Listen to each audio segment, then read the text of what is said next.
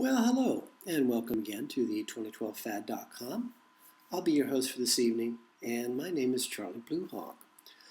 Last night, we talked about money is no longer the goal, and how the top 1,000 corporations in the world are no longer in the businesses they originally were in, because now they make all their money the same way.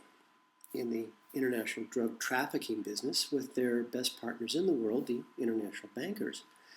And right now, in the United States alone, there's so much money, so much cash just literally sitting in warehouses. There's so much cash in the United States, they honestly don't know what to do with it all. You and I don't have any of it, of course. It belongs to us, but we don't know that. And we talked about also how when they do have any kind of competition, the major corporations compete against each other by seeing who can borrow this drug money at the lowest rate. And whoever borrows it at the lowest rate, well, they win. And we talked about how AOL, not that long ago, maybe a decade or more, was a company going out of business. And as they were going out of business, going under for the third time, all of a sudden, they had the cash to buy Time Warner, which was at the time the largest media company in the world. So how did a company like Time Warner, going into bankruptcy, going under for the third time, suddenly, magically, have the cash to buy Time Warner? Well, they went to the Caribbean, they got their drug money at a very low rate, they borrowed it, they bought Time Warner. They have since, of course, lost Time Warner because when you do things like that, when you just have the money and you buy something, you have no idea how to run it, you have no idea what you're doing, you're going to lose it. And they lost it. I have no idea what went on in the background, and frankly, I don't want to know. So anyway, we were talking about how businesses that we think of as car manufacturers, cosmetic manufacturers, electronics manufacturers, those businesses are no longer important because money is no longer the goal. Controlling us is. Taking away our jobs, taking away our lives, our homes, our futures, and leaving us lost and broken. That's the goal. And frankly, our masters are doing a wonderful job, and we just let them do it. I don't know why. And, it's a shame that there are not enough of us who care to make any kind of difference. This is why I ran away. This is why I fled the States a few years ago. No intention of ever setting foot there again. But the truth is, I've been fighting this battle pretty much alone for 40 years now, and it's taken me that long to figure it out. While you were out partying, I was trying to make a difference. No more, you're on your own. And so tonight, I thought we might chat about Cosmo Hates Women, Cosmopolitan magazine, and how this programming of Western culture is going on at every level imaginable. I mean, nothing is missed, nothing at all. And I remember the very first time that I read Cosmo, Cosmopolitan magazine. I had arrived early to the place my friend Michael owned a hair salon, and I would go there every couple of months to have him cut my hair. I had nothing else to do that day, no place to go. He had a salon at the time in the shopping mall in Glendale, California. Now, Glendale, California is a suburb of Los Angeles. It's a fairly big mall. It's in what we call the Valley. It's just one valley in from the basin. The basin is Los Angeles proper. And it was probably the most boring mall I've ever been in my life. I'd been there, I guess, too many times. So rather than wander through this boring mall again, I sat down in Michael's hair salon and I picked up the latest magazine, or the one nearest to me, and it happened to be Cosmo. I'd never read Cosmo before. I'd seen it in the newsstands, very glossy, very beautiful girls on the cover. And when I picked this thing up, the first thing I noticed was how heavy the magazine was. It was huge. And it was very tightly packed with more pages than I thought you could actually get into a magazine. And so I started to read front to back, and I have to admit I was amazed. The next thing I noticed was that in Cosmopolitan magazine, Cosmo, you cannot tell where the advertisements end and where the articles, such as they are, begin. The advertisements and the articles all run together. And the only common theme through the articles and through the advertisements through Cosmopolitan magazine to women are, you are ugly, you are fat, you are stupid, and no man will ever want you. And, you're looking at this and I can't, I couldn't believe what I was reading. But then Cosmo goes on to tell these women, we can make you less fat, we can make you less ugly, we can make you less stupid if you give us all your money. And oh yes, by the way, men are the cause of all your problems. And I'm reading this and I'm going page by page because I want to, I don't want to miss anything. I want to make sure that I'm getting this right. And I have to admit, this magazine just goes on forever. And as I said, you can't tell the advertisements from the articles.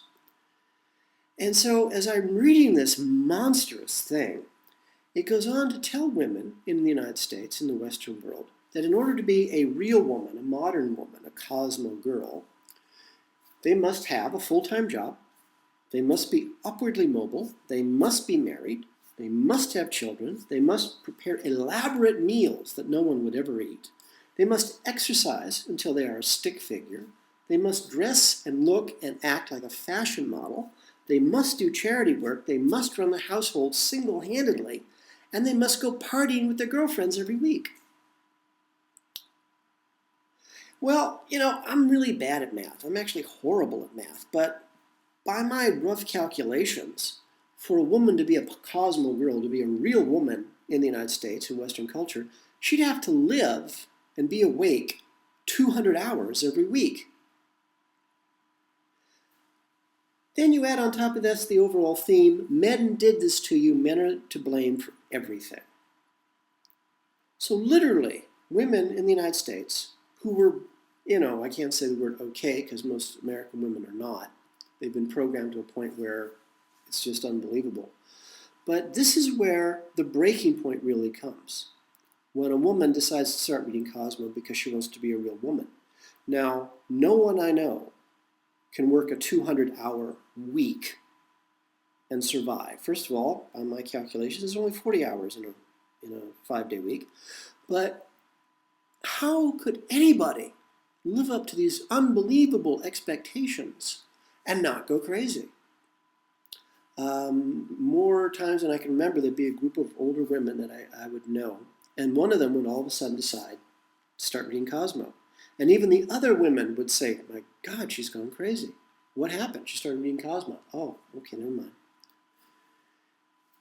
It's like when, and I've been working since I was 5 years old, and I've been in the corporate world since, I think, 1985, pure corporate world. And women would come into the workplace for the first time. And the first thing they would do is they'd start screaming about how they were locked out of upper management, how their bosses were always hitting on them for sex, both men and women, and that if they didn't give in to these demands for sex from both the men and the women, they would not get promotions, they would not be able to keep their jobs, they'd lose out of promotions to their bosses' pals, and how unfair it was to be a woman in the workplace. And I tried as nicely as I could to explain that I've been working my whole life and exactly the same things that were happening to them had happened to me. I had been hit on by both men and women, my bosses, and I had lost jobs because I would not give them sex. I had been locked out of upper management because I was not part of the in crowd. Didn't matter if they were men or women, they were the in crowd. What my ex-CIA friend refers to as the Ivy League, with tremendous scorn and just as well. But Cosmo tells women that they are locked out of their jobs only by men. Only by men. And that a woman would not do that to another woman. Well, I'll tell you right now, that's a lie. A couple of times in my life, I actually tried filing sexual harassment charges against women who were my bosses, who had hit on me, who then tortured me because I did not give them sex. And you know what happened when I went to file those charges? I remember when this happened when I worked at NASA and I was going to file charges against my boss, this woman, and I used the word vaguely with her. And the ombudsperson there, the woman who ran the ombudsman's office, just looked at me and says, honey, don't bother. Nothing will happen to her. You can file it. I'll take the file if you want, and if someone ever bothers to file again, at least there'll be a charge, in her file against her. But personally, I'm giving up because this job's a joke. So the woman who ran the ombudsman office was quitting, and she told me don't bother to file a charge against a woman boss because it's a fantasy. It's ridiculous. And then Cosmo magazine goes on to tell women that a man could never be sexually harassed at work. Really? Well, I'll have to remember that, as I lost my 5-year job at NASA because I refused to have sex with my female boss. And after she got the job, I was there for 5 years, and for the first 2, she was just this fellow's assistant, and he got some sort of promotion, and she threatened to quit if she didn't get the job as our manager. And because in the United States you get brownie points when you have female managers if you promote them. Doesn't matter that they don't know what the job is. Doesn't matter if they're not qualified. As long as she's female, you get brownie points for putting her into a management position. And then they go ahead and destroy the department. But after 3 years of having this job, she finally managed to get me laid off. And she tried so hard, so many times. And a few weeks after a whole bunch of us had been laid off, they actually had to hire 4 people to replace me. A few weeks later, they didn't, of course, call me. And those 4 people, none of them knew how to do their jobs and never even bothered. It was amazing propaganda, Cosmo magazine. So I thought, what the heck, I will read GQ magazine. Now, before we leave Cosmo, I have to tell you, I got about 75% of the way through Cosmo. And it was the worst hatred against women I've ever read. And quite involuntarily, I flicked the magazine away from me. My hand, all by itself, flicked the magazine away from me. That was my reaction. Thank God, as the thing flew across the room. It was so heavy. Luckily, it landed on the floor and didn't hit anybody, because if somebody had been hit by this thing flying, it would have hurt them really badly. But it was completely involuntary on my part. My hand flicked it out of me, just away from me, just to get away this hatred away from me. But I thought, I better read GQ because it's the top magazine for men. Okay, fine. And of course, lots of women read GQ to look at the men. Makes sense. But again, this was the first time I'd ever read GQ magazine. And the first thing I noticed is the men, quote unquote, in GQ are all young, scrawny, gay boys pretending to be grown heterosexual men. Now, since I grew up in Hollywood and I used to be a model a long time ago, and I was in the entertainment business a lot, I know a lot of the gay boys who modeled for GQ, and they thought it was very appropriate that they, as young, gay, screamingly gay boys, were good role models for straight men. I said, really? Okay. And what about the women who read GQ to look at the guys? They actually fell in love with this role model of what the American man should be. And according to GQ, it needs to be young gay boys. I can't tell you the number of American women I met, older women, married women, that I, just in passing, I talked to GQ about. Because you really can't talk, as a man, you can't really talk to single women in the States, except for my lesbian friends. I am a lesbian magnet. I have no idea why. But lesbian girls just love me. They just love me to pieces. And in the States, that helped me a lot, because it was often my lesbian friends who actually protected me from the single girls who wanted to have me thrown off of the job because I was a man and I showed up. But my lesbian friends always leaped to my defense. So whenever I was in a corporation, and corporations have all these little tribes, there was the gay boy tribe, there was the lesbian tribe, there was the straight women over 40 tribe, there were the straight women under 40 tribes, and then there were the very rare single straight guys who were just trying to hide. I was in that category. But I can't tell you the number of times the lesbian girls came running to my defense when the single straight girls wanted to get me fired because I had dared, show up for work. It was really something. I learned to walk in America by staring at my feet. Never make eye contact with women in the States. It's tantamount to suicide. But luckily I'm a lesbian magnet. My lesbian friends came and protected me. So anyway, I was talking to married women who were married to men about GQ. And every single one of these older married ladies was thrilled at how beautiful all the men in GQ magazine were and how gorgeous they were.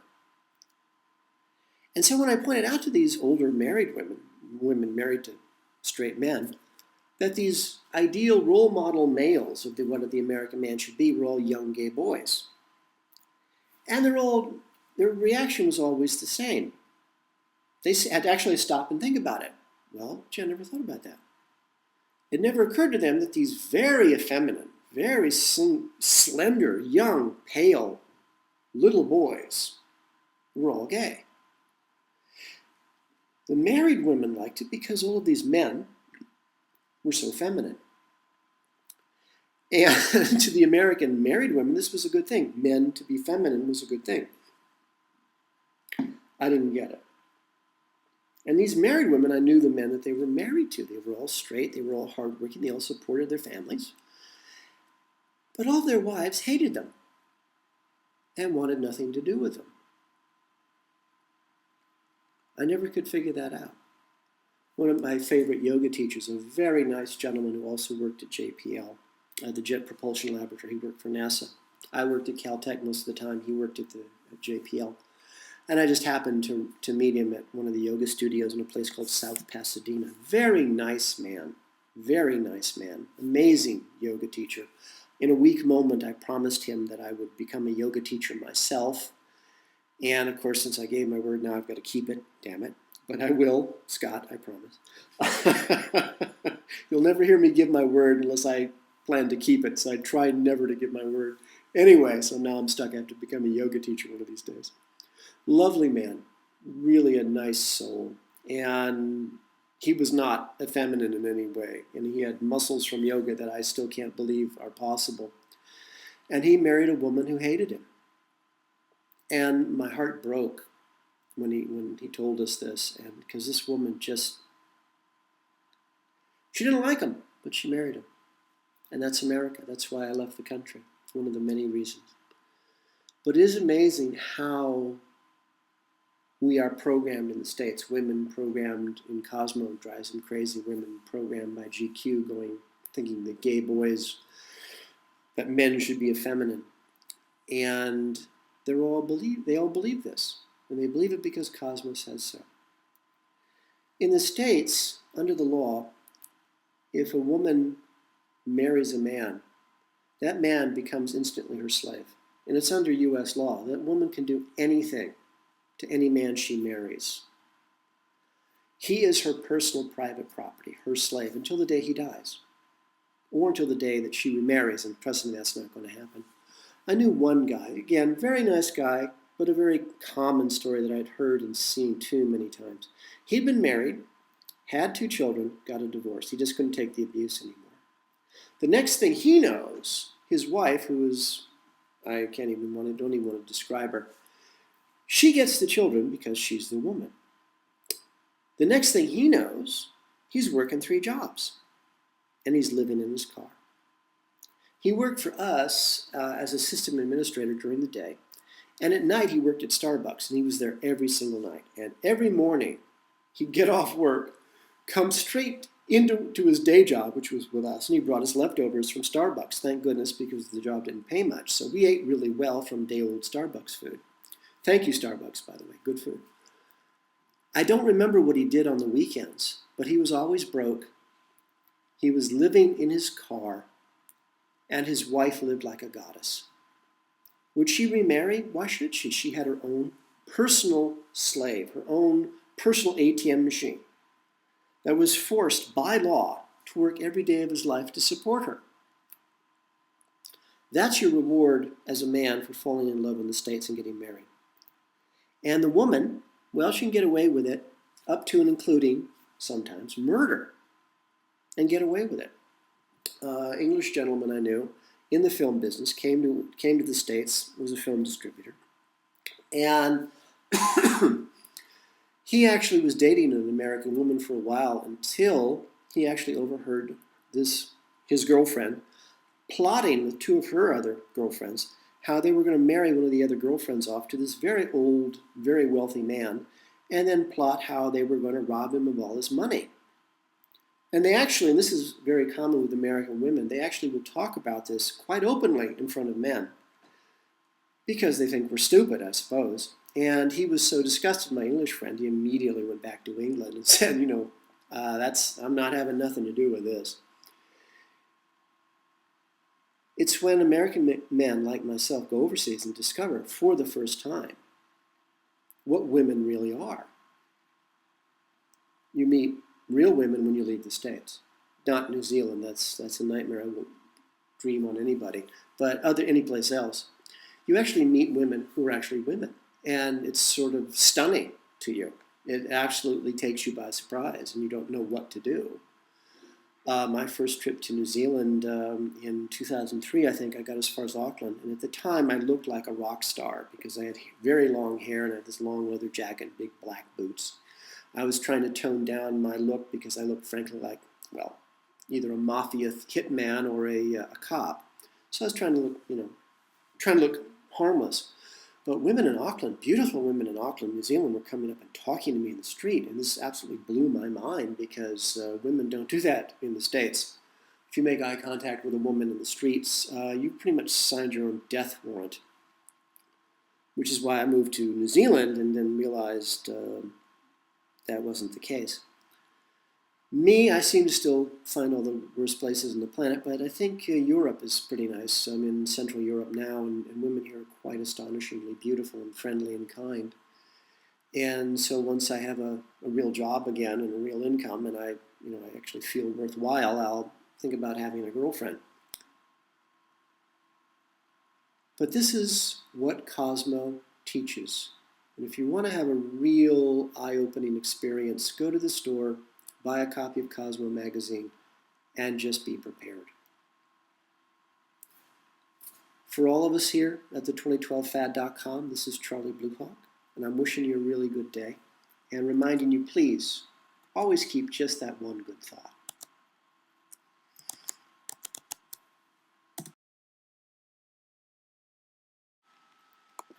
The 2012 Fad is brought to you by Coffee and Blood, Love Letters Between the Dead, a series of 5 erotica horror novels about a fallen angel finding his way back to regain his own soul, and how the CIA war against the human race, their black magic, captures and traps him in the body of a mind-controlled slave designed to hunt down and to kill their god, their Satan.